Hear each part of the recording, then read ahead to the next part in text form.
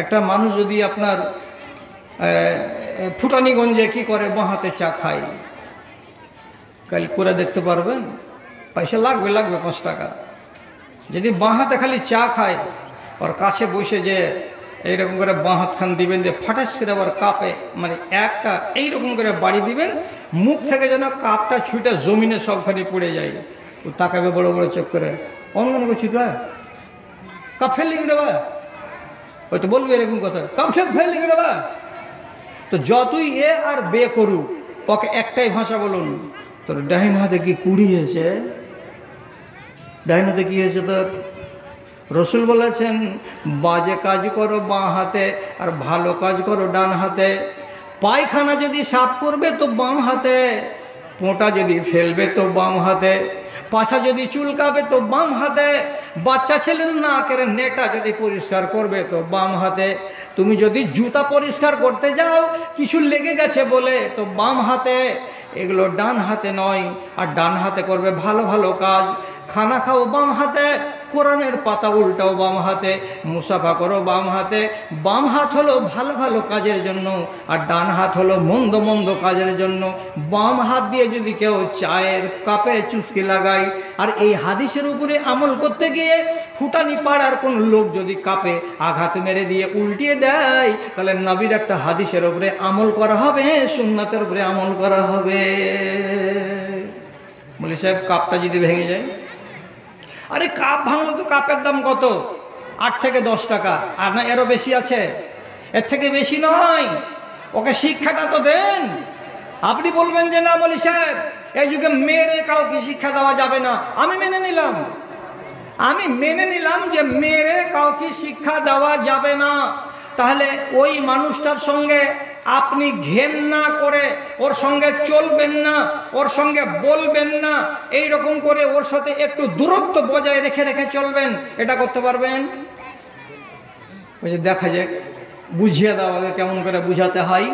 আমি বুঝিয়ে দিচ্ছি আপনাকে। কি, এখানে 3টা চায়ের দোকান আছে। মহবুলের চায়ের দোকানে টিভি আছে, আর মুজিবুরের চায়ের দোকানে টিভি নাই। মহবুলের চায়ের দোকানে টিভি দেখার জন্য ভিড় খুব বেশি, আর ওইখানে বুড়া বুজুর্গেরা আসরের নামাজ পড়ার পরে চা খাওয়ার নাম করে বসছে। তো ৭০ বছরের বুড়া, তো এমনি করে খুব নিশানা লাগিয়ে দেখতে, যে কখন যে ওর মুখ হা হয়ে গেছে, তা হা আর খেয়ালই নেই।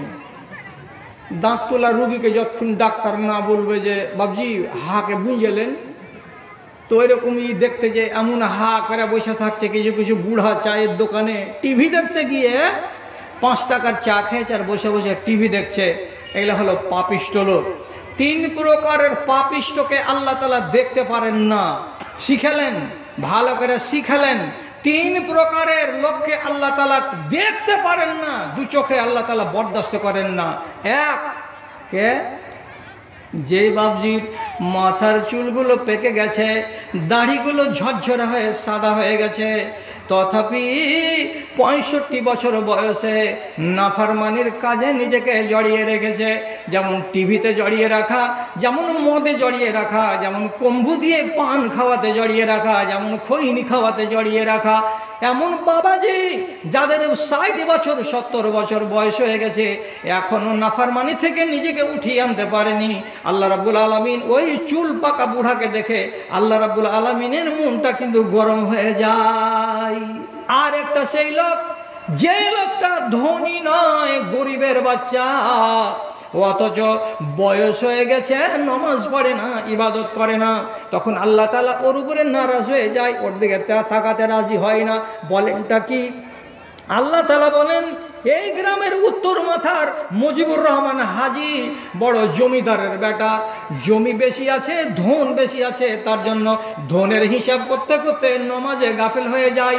ও তো বলতে পারে যে ধন আমাকে গাফেল করে দিয়েছে, আর তুই তো ঠেঁঠার বেটা, ভেস্টের জমিতে বাস করিস, তুই কিসের জন্য গরিব হয়ে নামাজ পড়বি না?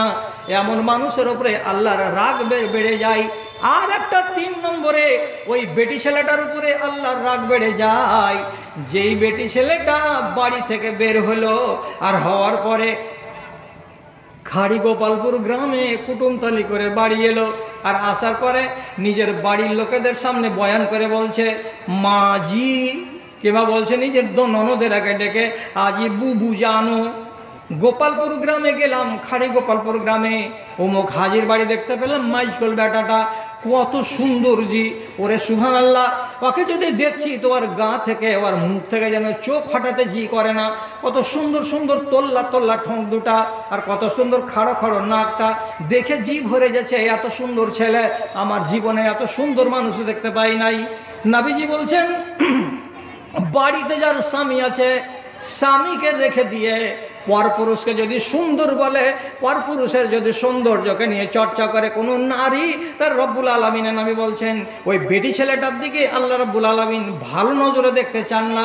তোর বাড়িটাকে কি হলো, তোর বাড়িটাকে তোকে পছন্দ লাগলো না, এটা তোকে কানা কতরা মনে হলো, আর পরের বেটাকে তোকে খুব সুন্দর মনে হলো, তার জন্য তুই তার তারিফ করতে লেগে গেলি, এটা তোর উচিত নয় বলে রব্বুল আলামিনের নবী বলছেন ওই বেটি ছেলেটার দিকে আল্লাহ তাআলা কিন্তু রাজি হয়ে তাকান না।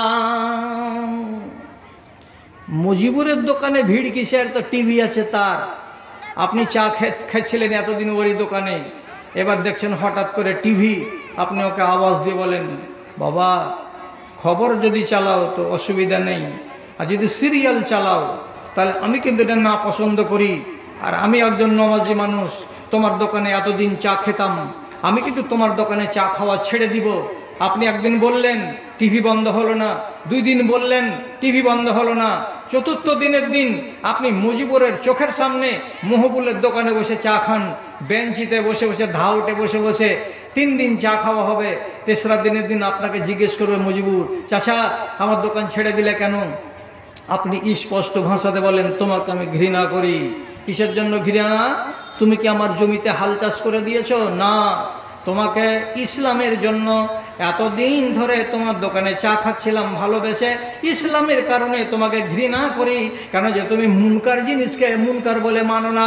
এমন কথাটা যদি মনে মনে বলে দিতে পারেন তাহলে পরে আপনার দ্বারাই হতে পারে একটা ছেলে সংস্কার হয়ে যাবে, সংশোধন হয়ে যাবে, সম্ভাবনা আছে।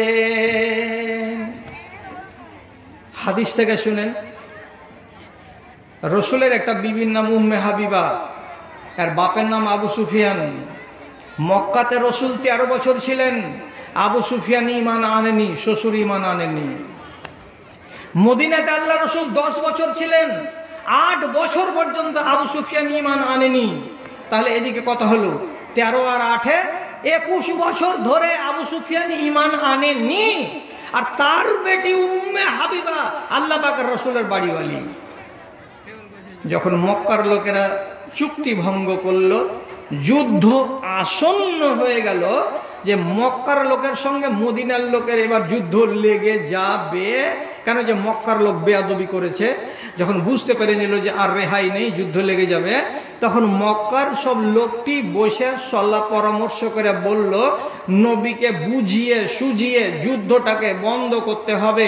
তো নবীকে বুঝাতে পারবে কে? সবাই বলল আবু সুফিয়ান। কেন? আবু সুফিয়ান হলো আল্লাহ পাকের রাসূলের শ্বশুর, আর আবু সুফিয়ানের বেটি উম্মে হাবিবা আল্লাহ পাকের নবীর এটা হলো বাড়িওয়ালি। সুতরাং আবু সুফিয়ান নিজের বেটিকে গিয়ে ধরবে, আর বেটি তখন তার স্বামীকে গিয়ে ধরবে। যদি জামাইকে ধরা যায় বেটিকে দিয়ে, তো ধরাটা জুত হবে। এই জন্য আবু সুফিয়ানকে দায়িত্ব দেওয়া হলো, তুমি যাও মদিনা, আর যাওয়ার পরে তুমি নবীর সাথে আলোচনা করে যুদ্ধটাকে আটকিয়ে দাও। এখনো মুসলমান হয়নি, 21 বছর বয়সে যাচ্ছে, জামাই মুসলমান, বেটি মুসলমান, শ্বশুর কাফের, তবুও সাহস করে এলো মদিনা। মদিনে এসে লোকেদেরকে বলছে রাসূলের বাড়িওয়ালিদের 9টা বাড়ি আলাদা আলাদা। ভাই উম্মে হাবিবার বাড়ি কোনটা? উম্মে হাবিবার বাড়ি কোনটা? মদিনার সবটি লোক চেনে যে এটা আবু সুফিয়ান, এটা তো মক্কার নেতা সিয়ানা।